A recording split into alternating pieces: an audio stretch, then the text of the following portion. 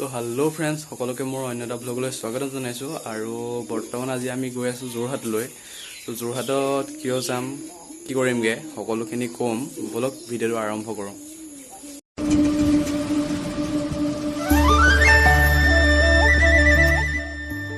তো ফ্ৰেণ্ডছ, বৰ্তমান বাজিছে 7:11 আৰু আমি যাবলৈ ৰেডি।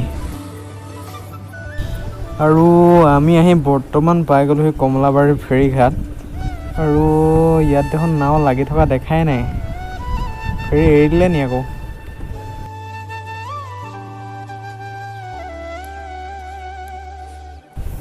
আৰু ফ্ৰেণ্ডছ, আমাৰ ফাৰ্ষ্ট ফেৰীখন বৰ্তমান মিছ হৈ গ'ল। 7:30 ফেৰী আছিলে, কিন্তু সেইখন 7:15 গ'ল।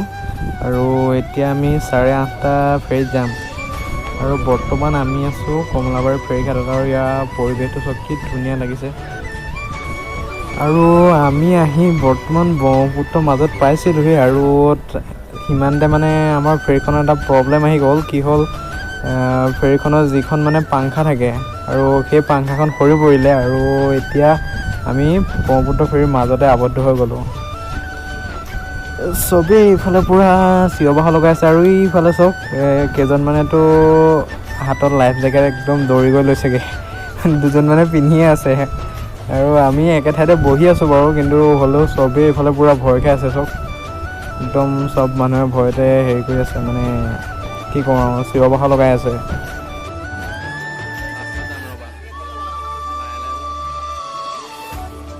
আৰু মই বাহিৰত গৈ আছোঁ, ইখন নাৱৰ পৰিৱেশটো দেখুৱাম আপোনালোকক কেনেকৈ। আৰু এয়া চাওক, দুইখন নাও এনেদৰে বৰ্তমান বান্ধি দিছে। এই ফেৰীখনৰ কি হ'ল, মানে যিখন পাংখা থাকে, সেই পাংখাখন পৰি গ'ল। আৰু পৰি যোৱাৰ কাৰণে ফেৰীখন আগলৈও যাব নোৱাৰা হ'ল, ঘূৰাব নহ'ল, একোৱেই কৰিব নোৱাৰা হ'ল। সেইকাৰণে মানে একে ঠাইতে ৰৈ আছোঁ। আমি প্ৰায় এঘণ্টামান সময় ইয়াতে ফচি গ'লোঁ।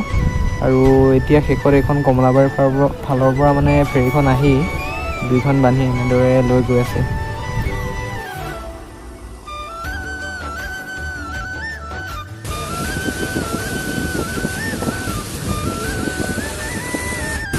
আৰু বৰ্তমান এতিয়া দুইখন ফেৰী এনেদৰে বান্ধি দিলে। বান্ধি দিয়াৰ পিছত দুইখন এনেদৰে লৈ আহি আছোঁ।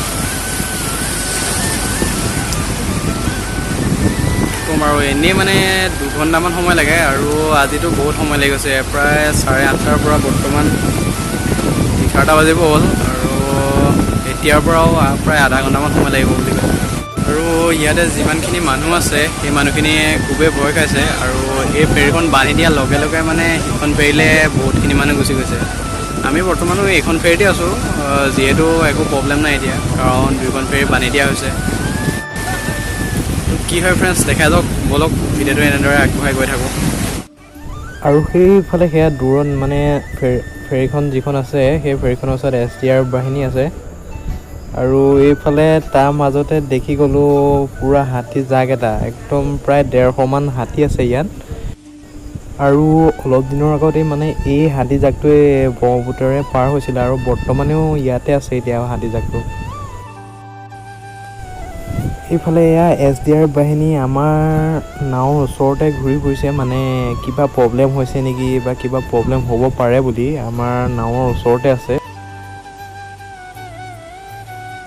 আৰু ফাইনেলি ফ্ৰেণ্ডছ, আমি আহি পাই গ'লোহি নিমাতী ঘাট। আৰু এইখিনি পৰিৱেশটো চব কি ধুনীয়া লাগে নিমাতী ঘাটৰ, মানে এই আগতে সেইখিনি খুব ধুনীয়া লাগে। এইফালে এখন ৰ'পেক্স ৰখাই থোৱা আছে। বৰ্তমান এখন অফলা মুখেদি চলে নে নচলে নাজানো বাৰু, কিন্তু কমলাবাৰী ফেৰীঘাটেদি নচলে এখন বৰ্তমান। বাইকখন বৰ্তমান ফেৰীৰ পৰা নমাই লওঁ আৰু বলক যাত্ৰাটো আৰম্ভ কৰোঁ।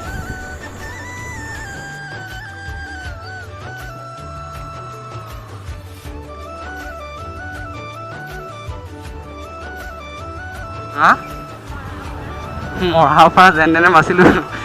যি অৱস্থা হৈ গৈছিলোঁ, কি ক'ম আৰু, মানে চবেই ভয় খাই গৈছিলে।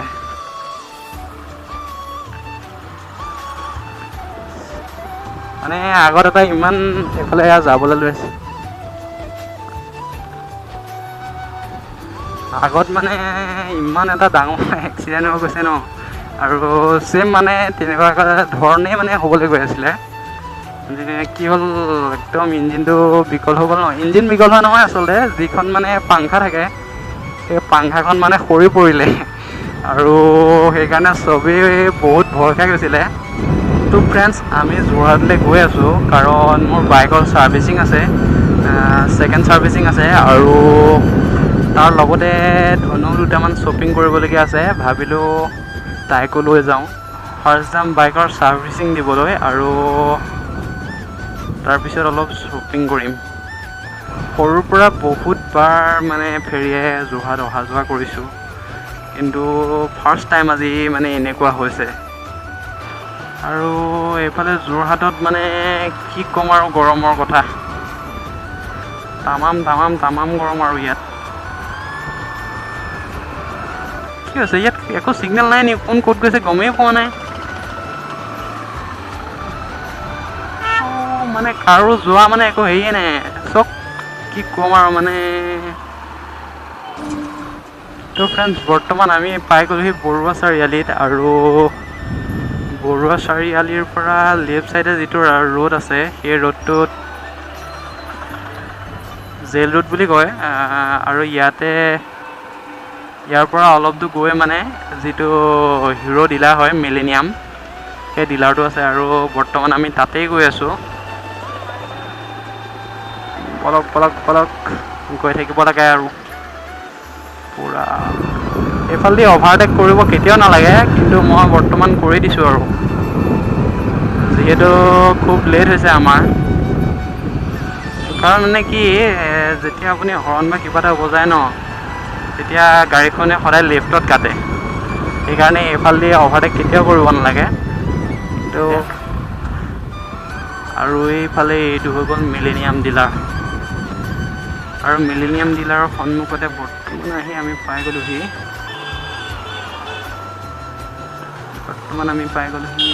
Hero' servicing centre.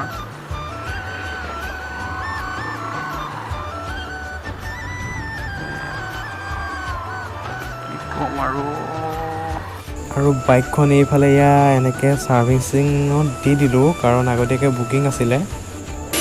আৰু এইফালে ধনু গৰমত গোটেই ঘামে জামে অৱস্থা নাইকিয়া হৈ গৈছে। ইয়াত মানে পূৰা খুবেই বেছি গৰম, আৰু সেইকাৰণে তাই খাবৰ কাৰণে ঠাণ্ডা এটা আৰু চিজ এটা আনি দিলোঁ। গৰম কেনেকুৱা আমাৰ তাতকৈ? ধুনীয়া, আমাৰ তাতকৈ বহুত বেছি ন। আৰু এইফালে ইয়াতে পূৰা বাইক পূৰা ছাৰ্ভিচিং দি আছে দেখিছেনে। মোৰখন যিহেতু ৱাশ্বিং চেণ্টাৰত আছে বৰ্তমান, আৰু এইফালে মোৰ বাইকখন অহা নাই, আৰু যিহেতু টাইম লাগিব ইয়াত অলপ, সেইকাৰণে ভাবিলোঁ আমি ইয়াতে আহি অলপ বহোঁ। গৰমটো পূৰা বেছি ন, AC হাৱাতে অলপ বহি লওঁ নেকি।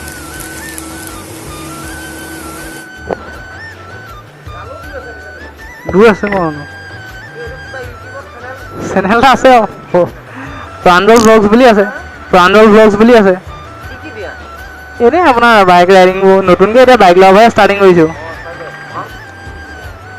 বাৰু যাওঁ আৰু।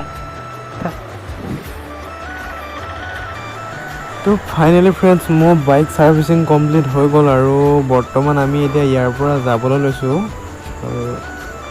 চিন্তা যাওঁ। আৰু ইয়াতে আমাৰ 6টা বাজি গ'ল, সেইকাৰণে আমি বৰ্তমানতো মাজুলী পাৰ হ'ব নোৱাৰোঁ, সেইকাৰণে যোৰহাটতে থাকিমগৈ, মানে মামা ঘৰ আছে, মামা ঘৰত থাকিম। তো ফ্ৰেণ্ডছ ভিডিঅ'টো আজিলৈ ইমানতে সামৰণি মাৰিছোঁ, আৰু ভিডিঅ'টো যদি ভাল লাগিছে লাইক কমেণ্ট আৰু শ্বেয়াৰ কৰি দিব অলপ। তো আজিলৈ বাই বাই।